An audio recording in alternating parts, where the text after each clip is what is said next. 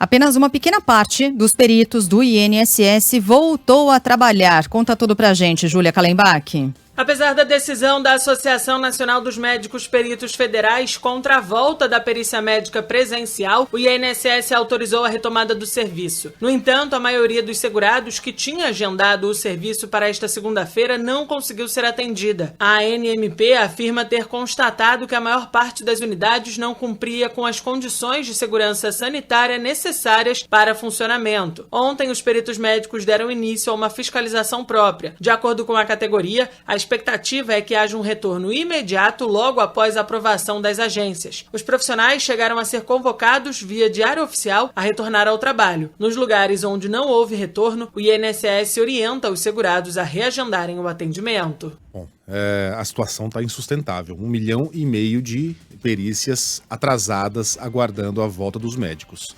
A gente entende a preocupação dos profissionais, mas o momento não está para movimentos como este. Até pela situação em que a gente está vivendo. Não precisa ser explicada. E aí é hora de cobrar uma ação do governo. Ministério da Justiça, Ministério da Saúde, Ministério da Economia. Tem que ter pulso firme para fazer essa situação se normalizar o mais rápido possível. Até porque os médicos selecionados para a volta ao trabalho são aqueles que não compõem o grupo de risco. Então dá para entender a preocupação dos profissionais, mas a situação deles é relativamente confortável. O salário eles ganham em média entrando... 12 mil reais. A média do salário inicial nessa categoria é 12 mil reais. A média, 486 foram convocados, até agora 149 só voltaram. Isso, parabéns 30%. a esses profissionais, mas é muito pouco. É muito pouco. Quanto tempo vai demorar para que a gente zere essa fila de exames? Semanas, meses. Não, e é uma fila que se estende desde antes dessa pandemia, né? Essa é a questão, né? A pandemia apenas agravou e atrasou ainda mais e fez acumular o número de processos que já era num volume brutal. Agora, é importante sim dar nome aos bois, porque nesse caso, a Secretaria Especial de Previdência e Trabalho, vinculada ao Ministério da Economia, precisa agir. Precisa agir. De um lado, você tem médicos que se negam a ir trabalhar. Muito embora, mas há muitas dificuldades, não há segurança garantida nas agências do INSS. E houve segurança em 100% dos hospitais onde médicos nunca se negaram a atender, país afora, durante a pandemia? Algum médico se negou a atender alguém, mesmo sem ter ali o avental adequado, a luva adequada, a proteção adequada? Não estou defendendo que médico se arrisque, não. Mas vem cá. Porque esses médicos não podem ir trabalhar, enquanto todos os médicos, milhares de médicos Brasil afora, ganhando muito menos do que esses 12 mil, foram ali se arriscar, na linha de frente, inclusive, tendo contato direto com a doença. Agora, se por um lado há médicos que se negam a voltar ao trabalho, de outro lado tem uma população sofrendo demais, enfrentando dificuldade, enfrentando fila, dando com a cara na porta nas agências do INSS, sendo desrespeitadas, porque isso aqui é um desrespeito, essas pessoas precisam desse atendimento. Alguém precisa fazer essa intermediação. É o Ministério da Economia, é o ministro Paulo Guedes, é alguma secretaria ali vinculada ao Ministério da Economia. Alguém precisa agir e falar, precisa atender.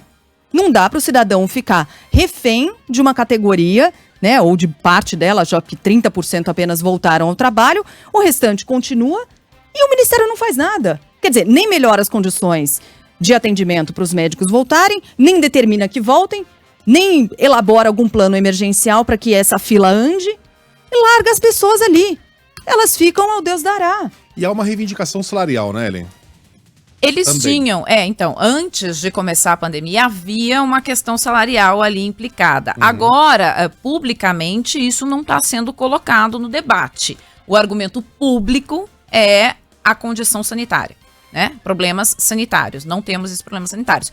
Mas aí quando você olha esse argumento público no detalhe, é aquilo que eu mencionei aqui ontem, por exemplo, a nossa condição sanitária é que a gente não tem uma pia por consultório que vai ser atendido, são uma pia para cada 2 consultórios. E aí você pensa no que a Sheila acabou de pontuar, quer dizer que nós temos profissionais da saúde, médico, enfermeiro, indo lá na linha de frente, no hospital de campanha que tem em Heliópolis, que é uma favela aqui de São Paulo, quer dizer, se expondo, você começa a pensar que é preciso medir as coisas, né? Então, essa é a questão pontual pública explicitada pela categoria, está sendo condição sanitária. Mas nós sabíamos que antes de começar essa pandemia, havia uma questão salarial. E aí eu quero só pontuar uma experiência aqui profissional. Eu lembro de uma vez estar numa entrevista com um sindicato médico que estava reivindicando reajustes para o Mais Médicos, que é mais ou menos essa base aí dos R$12 mil, que é o que ganha o perito médico. E eles diziam assim, mas eu perguntei, mas então o que é um salário ideal? Para 20 horas, que é o que em geral é o contrato. O que é um salário ideal para o senhor, para o presidente do sindicato daquela época? Ele disse, R$24 mil para 20 horas de trabalho.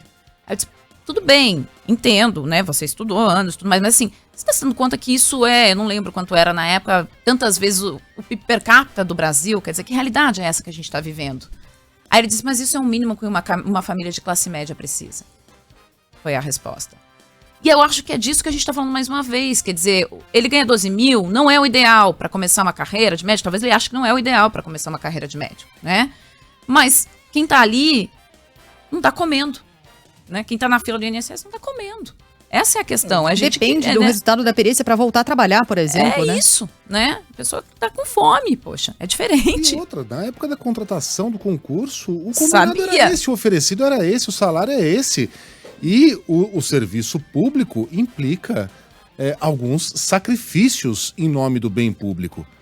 Sacrifícios que a gente não está vendo. Sinto muito. Deve ter médicos nos ouvindo agora em casa que vai ter os seus próprios argumentos, vai ter a sua própria visão, vai escrever aqui muito enfurecido, mas vai conversar com a pessoa que tá lá, dando com a cara na porta todo dia, não conseguindo fazer um exame, não conseguindo receber um benefício, enquanto a gente sublinhou a importância dos médicos e enfermeiros mais cedo, mais para trás, nessa pandemia, que foram pessoas que se entregaram, se arriscaram e muitas vezes se contaminaram. Porque é parte do ofício, é um dos ofícios mais nobres, se não o mais nobre, o da enfermagem, o da medicina, que implica alguns riscos. Não temos uma situação ideal, mas a situação que temos é essa nesse momento.